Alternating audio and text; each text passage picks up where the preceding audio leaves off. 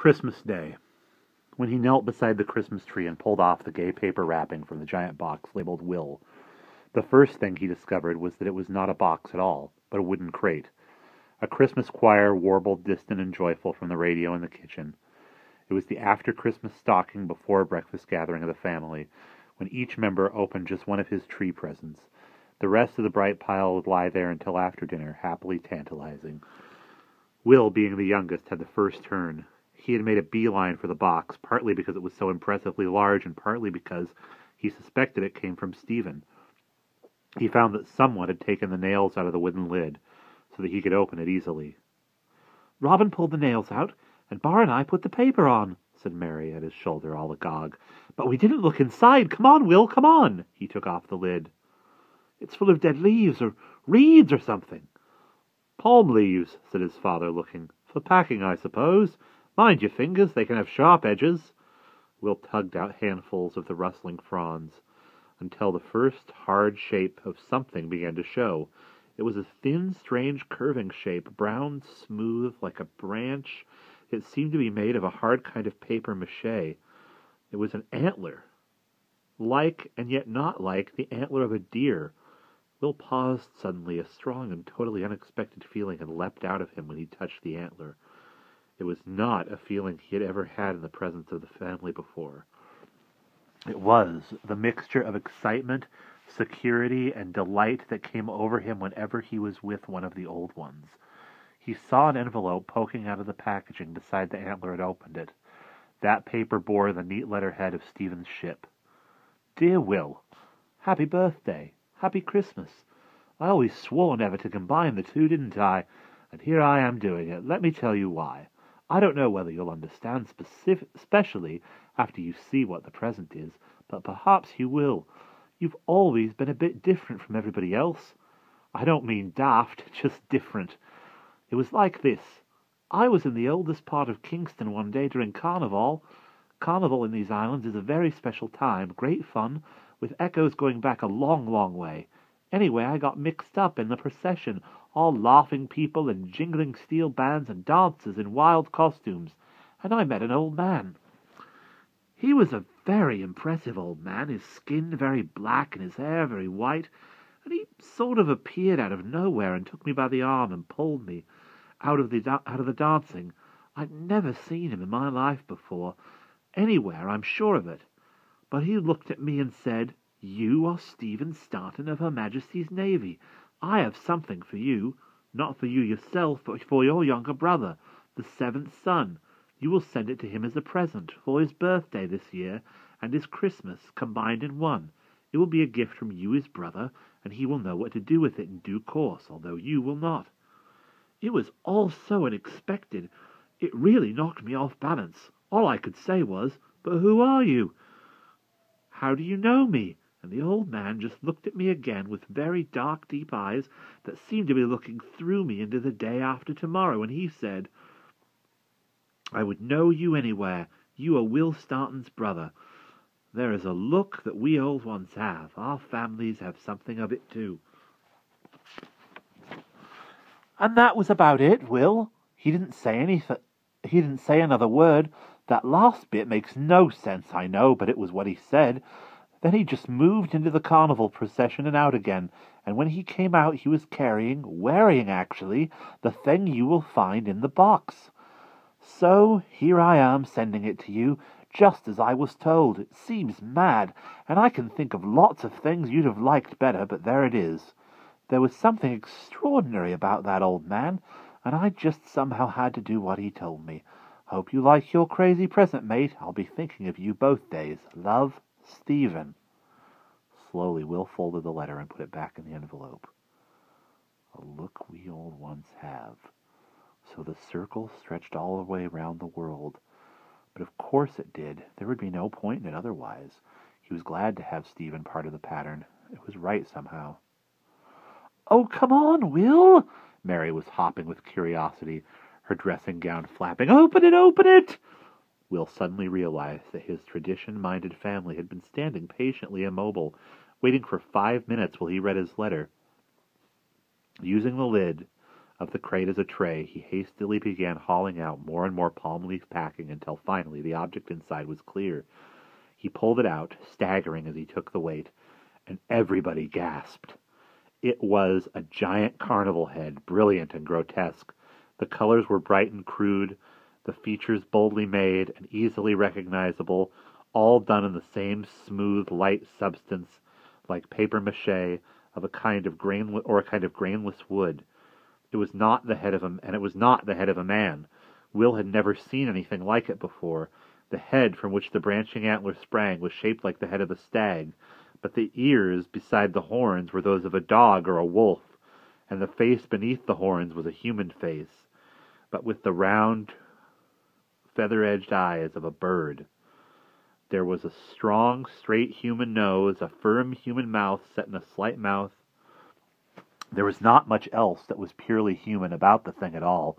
The chin was bearded, but the beard so shaped that it might have as easily have been the chin, or a goat or deer, as of a man. The face could have been frightening when everyone had gasped. The sound Mary made was hastily muffled, and had been more like a small scream. But Will felt that its effect would depend on who was looking at it. The appearance was nothing. It was neither ugly nor beautiful, frightening nor funny. It was a thing made to call out deep responses from the mind. It was very much a thing of the old ones. "My word," his father said. "That's a funny sort of present," said James. His mother said nothing. Mary said nothing, but edged away a little. "Reminds me of someone I know," said Robin, grinning. Paul said nothing. Gwen said nothing. Max said softly, "Look at those eyes." Barbara said, "But what's it for?" Will ran his fingers over the strange great face. It took him only a moment to find what he was looking for. It was almost invisible unless you were expecting it. Engraved in the forehead, between the horns, the imprint of a circle quartered by a cross. "He said it's a West Indian carnival head. It's old, it's special, just Stephen found it in Jamaica." James was beside him now, peering up inside the head. "There's a kind of wire framework that rests on your shoulders and a slit where the mouth is just a bit open. I suppose you look out through that. Come on, Will, put it on." He heaved the head from behind to slip it over Will's shoulders, but Will drew away, as some other part of his mind spoke silently to him. Not now," he said. "Someone else open their present." And Mary forgot the head and her reaction to it in the happy instant of finding that it was her turn for Christmas. She dived to the pile of presents by the tree, and the cheerful discoveries began again, one present each. They had almost done, and it was almost time for breakfast when the knocking came at the front door. Mrs. Stanton had been about to reach for her own ritual parcel. Her arm dropped at her side, and she looked up blankly. "Who on earth can that be?" They all stared at one another, and then at the door, as if it might speak. This was all wrong, like a phrase of music changing in mid-melody. Nobody ever came to the house at this hour on Christmas Day. It was not in the pattern. I wonder," said Mr. Stanton with a faint surmise waking in his voice, and he pushed his feet more firmly into his slippers and got up to open the front door. They heard the door open. His back filled the space and stopped them from seeing the visitor, but his voice rose in obvious pleasure. "My dear chap, how very good of you! Come in, do come in!" And as he turned back toward the living room, he was holding a small package in one hand that had not been there before, clearly a product of the tall figure that now loomed in the doorway, following him.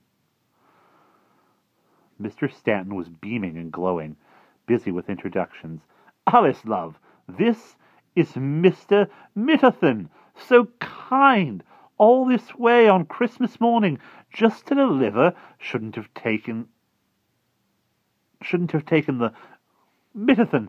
My son Max, my daughter Gwen, James, Barbara." Will listened without attention to the grown-up politeness. It was only at the voice of the stranger that he glanced up. There was something familiar in the deep, slightly nasal voice, with a trace of accent, carefully repeating the names. "How do you do, Mrs. Stanton? Compliments of the season to you, Max, Gwen. And Will saw the outline of the face and the longish red-brown hair, and he froze. It was the rider. This Mr. Middleton, his father's friend from goodness knows where, was the Black Rider from somewhere outside time. Will seized the nearest thing into his hand, a sweep of bright cloth that was Stephen's present from Jamaica to his sister Barbara, and pulled it quickly over the carnival head to mask it from view. As he turned again, the rider raised his head to look further back into the room and saw him. He stared at Will in open, triumphant challenge, a small smile on his lips. Mr. Stanton beckoned, flapping a hand. "Will, come here a minute. My youngest son, Mr. Will was instantly a furious old one, so furious that he did not pause to think what he should do. He could feel every inch of himself as if he had grown in his rage 3 times his own height.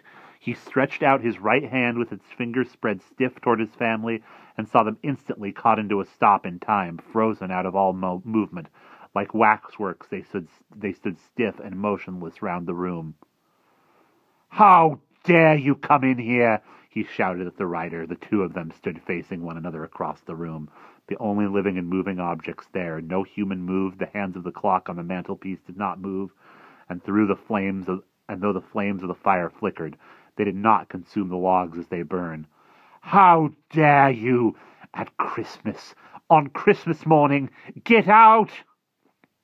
It was the first time in his life he had ever felt such rage, and it was not pleasant.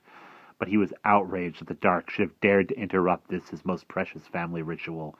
The rider said softly, "Contain yourself," in the old speech.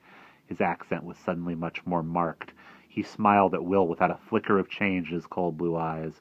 "I can cross your threshold, my friend, and pass your buried holly, because I have been invited. Your father, in good faith, asked me to enter the door, and he is the master of this house, and there is nothing you can do about that." "Yes, there is," Will said, staring at the rider's confident smile. He focused all his power in an effort to see into his mind, find what he intended to do there, but he came up sharp against a black wall of hostility, unbreakable. Will felt this should not be possible, and he was shaken. He groped angrily in his memory for the words of destruction with which, in the last resort, but only the very last resort, the old ones might break the power of the dark, and the Black Rider laughed. "Oh, no, Will Stanton," he said easily. "That won't do. You cannot use weapons of that kind here, not unless you wish to blast your whole family out beyond time." He glanced pointedly at Mary, who stood unmoving next to him, her mouth half open, caught out of life in the middle of saying something to her father. "It would be a pity," the rider said. Then he looked back at Will, and the smile dropped from his face, as if he had spat it away, and his eyes narrowed. "You young fool!